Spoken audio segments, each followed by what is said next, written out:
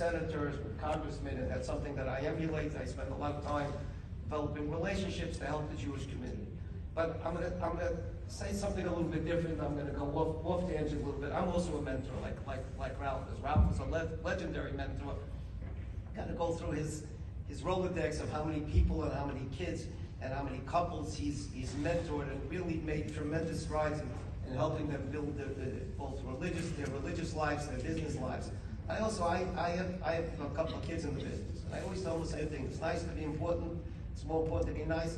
You have no idea if you're consistent in your life. I told this group of kids yesterday, you're looking at two guys over here that run big businesses. And if anybody thinks that by being religious or keeping Shabbat or eating kosher is going to deter you or cause you to not accomplish what you feel you could accomplish in your life, you're looking at two classic examples of that not being true.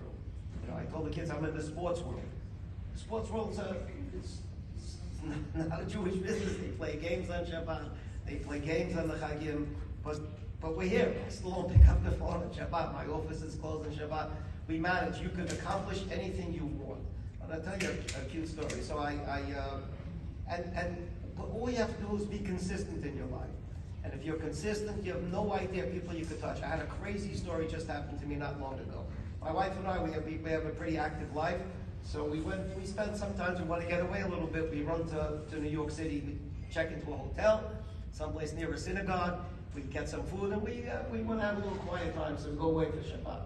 So I'm in New York City, not that long ago, and I find, this one, it's quiet, nobody knows me, I can relax, spend time with my wife, walk through Central Park on Shabbos afternoon.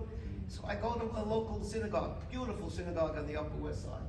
So I'm sitting in the synagogue all the way in the back, and I figure it's great, nobody knows me, I can have a little peace and quiet, I can pray without anybody interrupting me, and the rabbi gets up to speak, in the synagogue, and all of a sudden he gets up, he says, wow, we have an unbelievable special guest here this Shabbat. I look at myself, I don't even know who he is. He says to me, we have Mr. Werdiger, who's trying to hide all the way back in the corner, and we want to acknowledge him, and everybody in this synagogue owes him a debt of gratitude. I'm saying to myself, I've never been in that synagogue before. I have no idea what he's talking about. I don't know who the rabbi is. And he says to me, let me tell you a story why. He doesn't even know. He says about 6 years ago at a Super Bowl, he says I was sitting in the box with the commissioner of the NFL, and in walks a couple.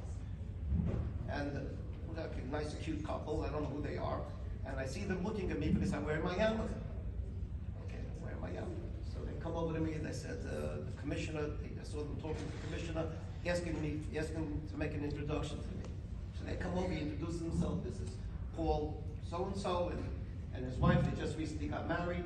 And I started talking to him, and he says to me, by any chance, do you know where there's some kosher food here?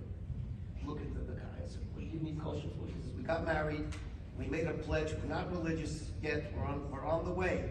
We're on the way to becoming religious. But we just 3 weeks ago, the rabbi came and made our kitchen kosher. And we're kosher now for 3 weeks. And we come in out of Super Bowl, and we're in the suite with the NFL. And there's shrimp, and there's all kinds of things. And 3 weeks is a little bit early to fall off the wagon. He said, we'd like to continue this a little bit longer. I said, sure, kosher food, come with me down the hall at another suite. I have my suite, my kids, all my business associates, and it's completely kosher. And they sat and they ate, and they really enjoyed themselves. They thanked me very, very much. End of story with me. I stayed in touch with him once or twice. He stayed on the wagon, he stayed on the program. Okay, he became one of the most successful business people in all of New York. I don't want to mention his name because he's a very private person, but really, probably a billionaire. Okay, and he stayed on the program, and he ended up living in the Upper West Side and came to this synagogue. And he saw the synagogue was in disarray, so he donated $10 million to build a new synagogue. Maybe it was a lot more. And he always told the rabbi, I don't know if you know the Werdiger, but if not for Werdiger, I would be religious, and you wouldn't have the synagogue. I never spoke to the guy again. I said, I haven't spoken to him. After that weekend, I called him up, we got together, we had lunch, we reacquainted again. What did I do? Did nothing.